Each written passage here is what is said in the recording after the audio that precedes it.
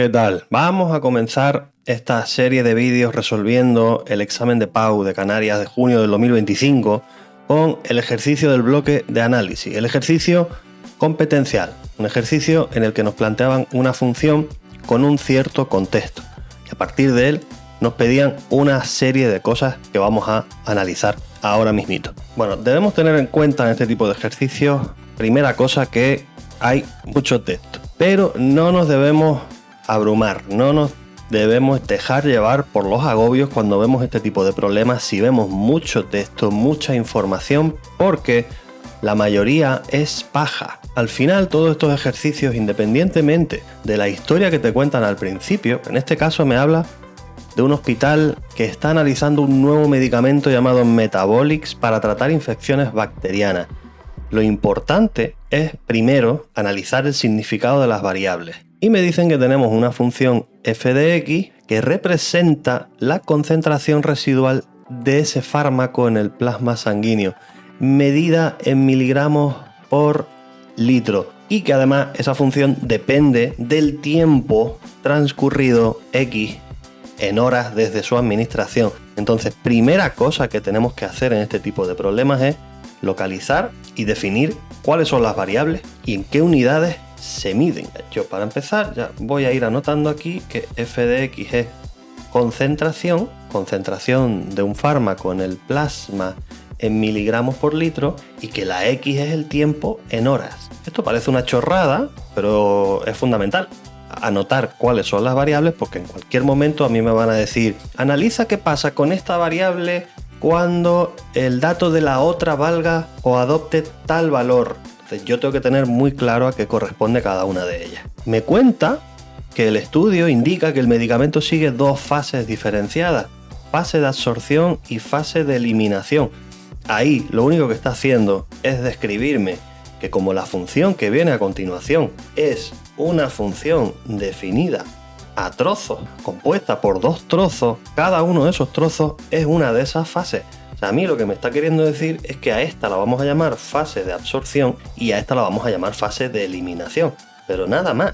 La fase de absorción me habla de qué es lo que ocurre con el medicamento en las primeras 2 horas desde que se lo administras a un paciente, y en la segunda rama de la función me está describiendo la fase de eliminación, que es qué sucede a partir de la segunda hora. Y a partir de ahí, teniendo la función, me pide una serie de cosas. Me pide, por un lado, la continuidad de la función. Me pide la velocidad de crecimiento instantánea. Me pide analizar si disminuye esa concentración, o sea, si crece o si decrece. Y me pide qué es lo que sucede a lo largo del tiempo. Son preguntas muy típicas en un problema de este tipo, contextualizado, donde tendremos que analizar, en este caso, continuidad, ver qué sucede con las derivadas de la función y además, en ese último apartado, tendremos que calcular un límite. Es cierto que en ningún momento en el enunciado del problema me pide que represente gráficamente la función, pero siempre nos viene medianamente bien analizar, sobre todo en funciones a trozos, cuáles son esos trozos y de qué tipo son las ramas que están definidas en ellos, porque de esa manera podemos hacernos una idea más clara de cómo es el comportamiento de la misma. Y lo dicho, si bien no es ni mucho menos obligatorio hacer una representación gráfica aquí de la función, pero sí al menos un esquemita indicativo de las diferentes partes que la componen podría ser interesante. En este caso sabemos que tenemos nuestro eje X, que es el eje del tiempo en este caso, las horas de tiempo, y el eje de la f de x, que es la función como tal, que es la concentración del fármaco en el plasma sanguíneo. Y aquí me están diciendo que tengo básicamente dos trozos. Un primer trozo definido desde 0 hasta 2, en la x entre 0 y 2. Pues aquí tenemos el origen de coordenadas, que es el 0. Supongamos que aquí está el 1 y este es el 2. Nosotros podríamos, si quisiésemos, aquí una especie de muro o fronterita. No es ni mucho menos obligatorio, ni siquiera esto es algo que forme parte de la función, o sea, no es una asíntota ni nada por el estilo, pero es una frontera que me permite a mí pues definir que aquí, en este primer trozo, lo que tenemos es la función x² menos 6x más 11. Y en el segundo trozo, que es para x mayor o igual que 2, pues tenemos esa otra función que contiene un radical en el denominador. O sea, es 9 partido por la raíz cuadrada de 5x menos 1. Yo además, hombre, con los conocimientos que pueda yo tener de cuáles son los diferentes tipos de funciones elementales y cuál es el trazado habitual de las mismas, pues yo puedo deducir que, esto es una parábola. O sea, una función cuadrática. Yo sé que esto, además, sé que es una parábola de tipo cóncava. Pues sé que es cóncava porque el término que acompaña a la x al cuadrado, el coeficiente de la x al cuadrado es positivo. Es decir, yo sé que esto podría ser una cosa perfectamente así. O sea, yo sé que esto es una parábola, con su vértice y demás, pero no sé realmente dónde va a estar el vértice de la parábola, ni si la parábola va a estar más desplazada hacia la derecha, si va a estar más desplazada hacia la izquierda. Bueno, a eso llegaremos a la conclusión después, con el estudio del crecimiento y decrecimiento. Y esta, siendo de tipo radical y radical en el denominador, bueno, estos son curvas, básicamente son curvas que podrían ser una cosa así o una cosa así, dependiendo, por supuesto, de los signos que interviniesen aquí en la función. Entonces, lo que me está pidiendo en el apartado A, que es ver si el modelo, o sea, la función, es continua, pues básicamente lo que me está pidiendo es que si yo sé que esto es una parábola, supongamos así, seguramente no sea así, pero supongamos que es de este estilo, que además me está diciendo aquí que incluye al 0, o sea, aquí iría un punto cerrado, y no incluye al 2, o sea, aquí iría un punto abierto, pues después a partir del 2 debería empatar con esta otra función que supongan que es así. No lo sé todavía, pero supongan que es así. Aquí me dice que incluye al 2, pues en ese caso sería arrancando de un punto cerrado. Yo ahora mismo he puesto un supuesto en el que la función no es continua. Nosotros tenemos que analizar si esto realmente es así o por el contrario es así. O sea, si yo analizo ahora qué sucede en el punto conflictivo, que aquí sería el de x igual a 2, y digo que es el punto conflictivo porque es el punto donde la función pasa de ser una a ser otra totalmente diferente. Entonces ahí podría suceder que en la junta hubiese, como antes he dibujado, un salto, una discontinuidad de salto. Ella podría ser de salto finito, salto infinito, o podría ser que no, podría ser que las dos funciones llegasen al mismo punto, tendiesen a ir hacia el mismo punto, y además el punto fuese un punto cerrado, es decir, que existiese la imagen ahí, y por tanto ya podría decir que dicha función es continua, al menos en ese punto. Pero es cierto que en funciones a trozos, aparte de analizar qué pasa con los puntos conflictivos, o sea, los puntos de frontera de entre una función y otra, tengo que analizar también qué pasa dentro de cada rama. Porque a lo mejor dentro de cada rama podría haber alguna otra discontinuidad, una discontinuidad implícita por el tipo de función que sea, porque podría haber una asíntota en medio, podría haber un punto abierto, podría haber cualquier cosa. Entonces yo, lo primero que tengo que hacer, si quiero ver si la función es continua, tal y como he dibujado ahí, o no es continua, tal y como acabo de modificar la gráfica, voy a borrar estas curvas porque no corresponden a la realidad, pero lo primero que tengo que ver es qué pasa con las ramas, es decir, analizar el dominio de estas funciones y si ese dominio me podría generar alguna otra posible discontinuidad, algún otro posible punto conflictivo que no fuese ese, el 2. Entonces, en este apartado, primero vamos a empezar analizando las ramas. Y resulta que la rama polinómica, o sea, la rama correspondiente a la función cuadrática, x cuadrado menos 6x más 11, pues como ven es polinómica. Y las polinómicas, del grado que sean,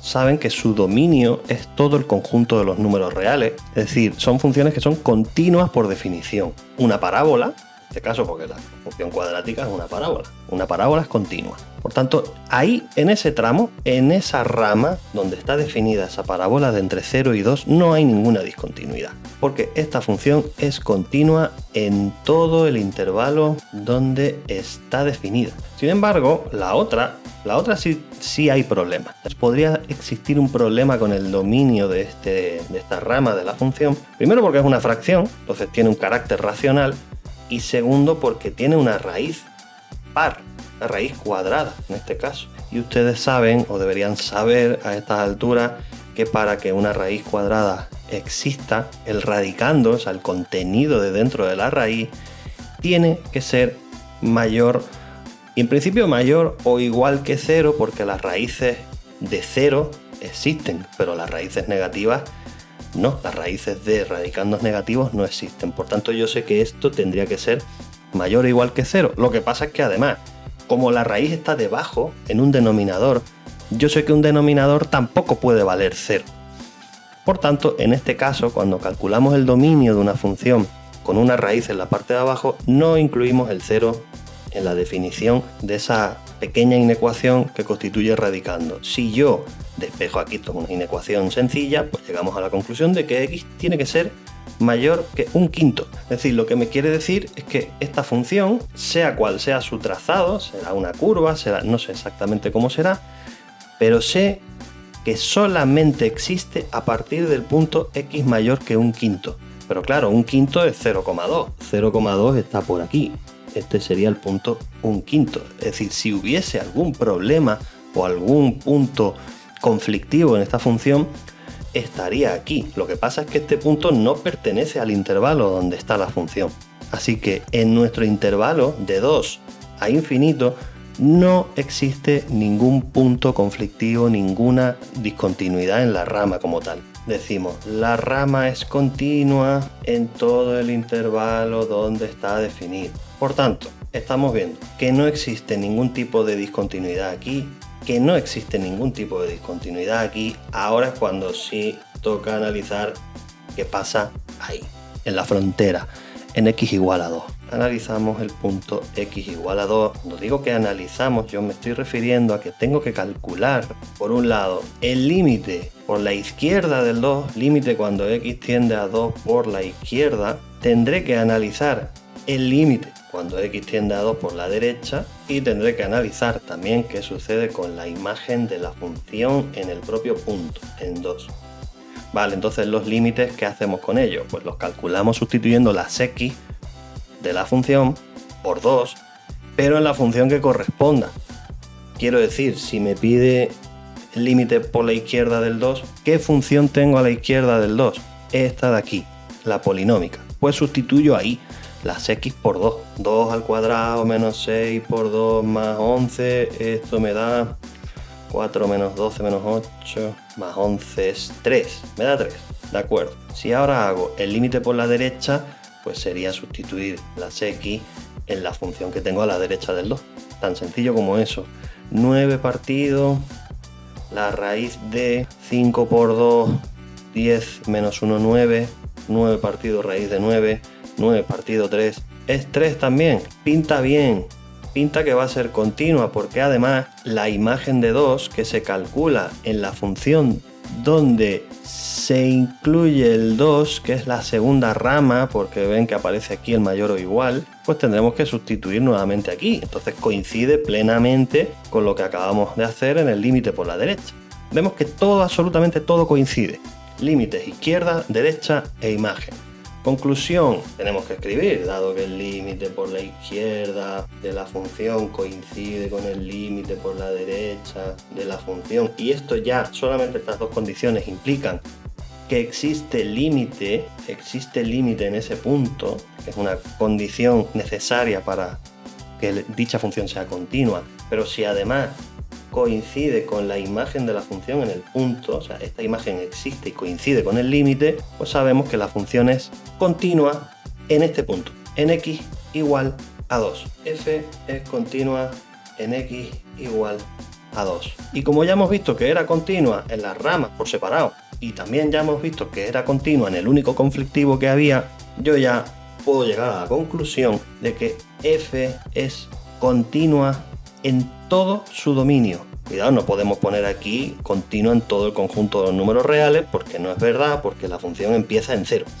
Por tanto, tendremos que poner que es continua en el intervalo completo de 0 a más infinito. Y con esto, mi gente, tenemos el primer apartado hecho, el estudio de la continuidad de una función. A efectos de la gráfica, ¿esto qué significará? Bueno, pues que efectivamente, si esto es una parábola, supongamos así, y esto es una función tipo curva, posiblemente sea una cosa así, vemos que justo aquí en el punto, en 2, pues tienen que coincidir una con la otra, y de hecho coinciden en un mismo valor de f de x, que es el 3. Yo si tuviese, porque me pidiese dibujar la función, yo ya sé que este punto está a la altura del 3, porque es el valor que me han dado a mí los respectivos límites laterales, así como la imagen. Bueno, pues nos toca el segundo apartado. Me pide concentración residual, sabemos que varía con el tiempo, comprobar que la velocidad de crecimiento instantánea de la concentración residual a las 3 horas es mayor que menos 0,5. Vale.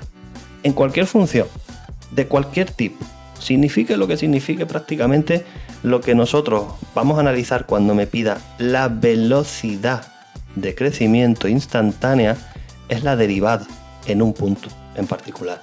Así que vamos a hacer ya la derivada de la función completa. Vamos a calcular la f' de x y para ello pues tendremos que derivar las dos ramas, los dos trozos de la función.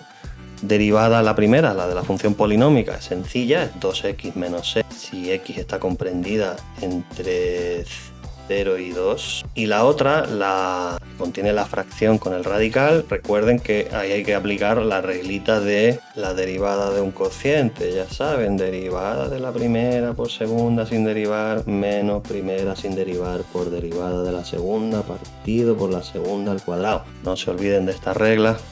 Derivada de la primera es 0 por segunda sin derivar, 5x menos 1, menos primera sin derivar por derivada de la segunda, que es 5 partido el doble de la raíz cuadrada. Todo esto iría dividido por la de abajo, o sea, la raíz de 5 menos 1, pero al cuadrado. O sea, ya podríamos eliminar la raíz, podríamos eliminar este término que está multiplicado por 0. Y entonces aquí ya podríamos hacer menos 9 por 5, que es menos 45. Y aquí pues me quedaría un castillito de fracciones, pero que es sencillo porque simplemente el denominador del numerador lo puedo pasar al denominador multiplicando.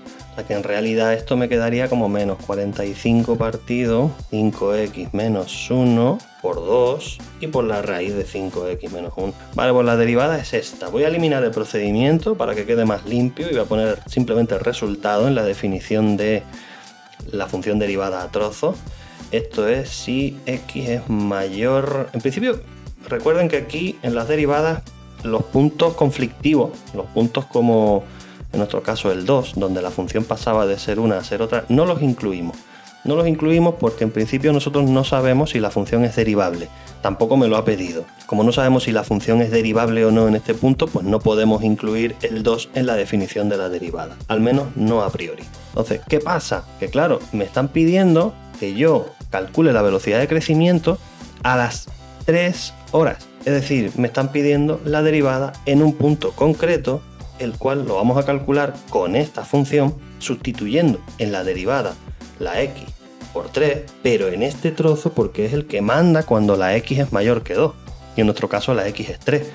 Así que tendremos que hacer derivada en 3, es menos 45 partido 2 por 5 por 3, 15 menos 1, 14, y la raíz de 14. Yo le meto zapatilla aquí a la calculadora y lo que me sale es un valor de aproximadamente menos 0,43. Menos 0,43, recuerden que esto es un problema contextualizado, hay que poner las unidades que corresponden a esto. En este caso, me está pidiendo la velocidad, y yo sé que esto era concentración en el plasma sanguíneo del medicamento, entonces yo sé que esto va a ser los miligramos por litro, pero al ser una unidad de velocidad y la función estar expresada en función del tiempo también, yo sé que estos son miligramos litros de velocidad por cada hora. Entonces hemos obtenido ese resultado y me estaba preguntando si la velocidad era superior o mayor a menos 0,5. Bueno, en este caso vemos que la velocidad dio negativa. Sí, eso significa que en ese punto es decreciente, la concentración decrece. Lo que es cierto es que decrece con menor intensidad que lo que me plantean, ¿no? O sea, es decreciente, pero es menos decreciente de lo que me plantean aquí. Es decreciente, pero menos decreciente de menos 0,5 miligramos litro a la hora. Entonces ahí tendríamos la respuesta, simplemente hacer la derivada y sustituirla en el punto que nos pida. ¿Qué pasa ahora? Que yo esa misma derivada la voy a aprovechar para hacer el estudio de lo que me piden después, en el apartado C. Porque claro, en el apartado C me preguntan si es cierto que la concentración siempre va disminuyendo con respecto al tiempo. Entonces lo que me están pidiendo básicamente es analizar si la función crece o decrece. O sea, la monotonía de la función. Así que vamos a aprovechar la derivada para el apartado C. Recuerden que para analizar la monotonía lo primero que teníamos que hacer era igualar esa derivada a 0 para ver si existía algún extremo relativo, o sea, algún máximo o algún mínimo. Pero claro, tenemos que igualar a 0 ambas funciones, ambas derivadas. El 2x menos 6 lo igualo a 0 y el menos 45 partido por 2 por 5x menos 1 raíz de 5x menos 1 igual a 0. Yo ya estoy viendo que la parte de abajo no va a tener solución porque claro, esto está en el denominador. Si pasa multiplicando al 0 se termina yendo, entonces me va a quedar un menos 45 igual a 0, que eso es imposible. Por aquí no existe solución. Y por la parte de arriba sí, porque me da x igual a 3. Sin embargo, no es una solución válida para nosotros porque me está diciendo, según esto, que hay un posible extremo relativo, o sea, un posible máximo o un posible mínimo relativo en x igual a 3, o sea, más o menos en esta parte de la gráfica. Pero es que esa parte de la gráfica no corresponde a donde está definida la derivada de la función que yo estoy estudiando. Esa es la derivada de la primera rama, y la primera rama solo sirve para el intervalo entre 0 y 2. El 3 no es para nosotros un extremo relativo válido, porque digamos no pertenece al intervalo comprendido entre 0 y 2. Es decir, no vamos a tener extremos relativos, o sea, no vamos a tener ni máximo ni mínimo relativo en esta forma, en forma de vértices de parábola. Lo que sí podemos tener es extremos absolutos, pero para ello voy a necesitar analizar la monotonía de la función, es decir, vamos por medio de la típica tablita donde vamos a incluir el dominio de la función, que en este caso es de 0 a 2 y de 2 a más infinito. ¿Qué sucede con el signo de la derivada en cada uno de los intervalos? Si yo sustituyo en las correspondientes derivadas por valores intermedios de cada tramo, recuerden que aquí en esta tablita, si hubiésemos tenido algún resultado válido aquí, tendríamos que haber incluido ese resultado en la tablita, pero no ha sido el caso y nos quedamos solo con el dominio. Si yo sustituyo un valor, por ejemplo, el 1, en la derivada de la función que manda en ese intervalo, veréis que me queda 2 por 1, 2, menos 6, menos 4. Es una derivada negativa. Significa que la función aquí decrece. Y de 2 a infinito, por ejemplo, con 3, ya la sustituyo aquí porque es la derivada que manda en ese intervalo. Lo pueden comprobar, ustedes calculan, esto va a dar un valor negativo. No me interesa el valor, me interesa aquí más el signo. Es un valor negativo, por lo tanto la función aquí también es decreciente. Así que sí, la afirmación del enunciado es cierta. La concentración residual del fármaco en sangre siempre va disminuyendo porque la función siempre es decreciente. Cierto, f de x es siempre decreciente. Yo si analizo, fíjense que dejé el dibujo este medio chapucero que hice antes con el apartado de la continuidad y en realidad no se diferencia mucho de la realidad. O sea, ¿qué sucede? Bueno, que aquí esto me ha dado una parábola cuyo supuesto vértice estaba en el punto 3, pero ese vértice me quedaba por fuera de donde estaba definida dicha parábola. O sea que realmente esta parte de la función no me interesaba. Esto es un trozo, aunque ya no parezca una parábola, pero es un trozo de parábola decreciente. Aquí era continua en el punto de unión con la otra función y la otra función, pues como ven, también es decreciente. O sea, tiene pinta de que el trazado de la gráfica, si me lo hubiesen pedido hacer, pues quedaría algo similar a esto. Por tanto, como además me está pidiendo, oye, ¿en qué instante la concentración residual es máxima? Yo les dije, sí, no hay extremos relativos, no existen extremos relativos en esta función, pero sí hay, como ven aquí, un valor máximo absoluto que coincide con el punto inicial, el punto 0. En el instante 0 vamos a tener un punto máximo, pero un máximo absoluto. Y ese valor máximo se puede calcular sustituyendo en la función la x por 0, o sea, calculando la imagen de la función, utilizando por supuesto esa rama, cambiando la x por 0. Que me queda 11. O sea, que la concentración máxima son 11 miligramos por litro y se produce en el instante inicial. Ustedes obviamente tendrían que, a mí no me cabe aquí en la pizarra ahora, pero ustedes tendrían que redactar El valor máximo de la concentración se produce en el instante inicial, es decir, en x igual a 0, y ese valor máximo asciende a un total de 11 miligramos por litro. Y ya por último, nos pide en el último apartado, pasado un largo periodo de tiempo, ¿cuál será la concentración residual de este medicamento? Bueno, el paso del tiempo es una forma muy fina de pedirte un límite, concretamente un límite cuando el tiempo, o sea la x en este caso, tiende a infinito, a más infinito de esta función. Es decir, ¿qué pasará con la gráfica de la función cuando el tiempo tienda a irse hacia el infinito? ¿Hacia qué valor tenderá a acercarse? Bueno, pues en este caso pues vamos a hacer el límite cuando x tiende a infinito de la función, por supuesto, la azul. Nuestra función azul, nuestra segunda rama, que es la que, digamos, manda en este intervalo. Límite de 9 partido la raíz de 5x menos 1, me va a quedar un 9 partido infinito, y cualquier número que dividas entre infinitos tiende a 0. Tiende a 0, el resultado del límite es 0, lo cual significa que la concentración con el paso del tiempo tenderá a hacerse nula. La concentración del medicamento en el plasma sanguíneo tiende a su desaparición. Pues listo, con esto está todo. Este fue el ejercicio de análisis. Era más texto que difícil.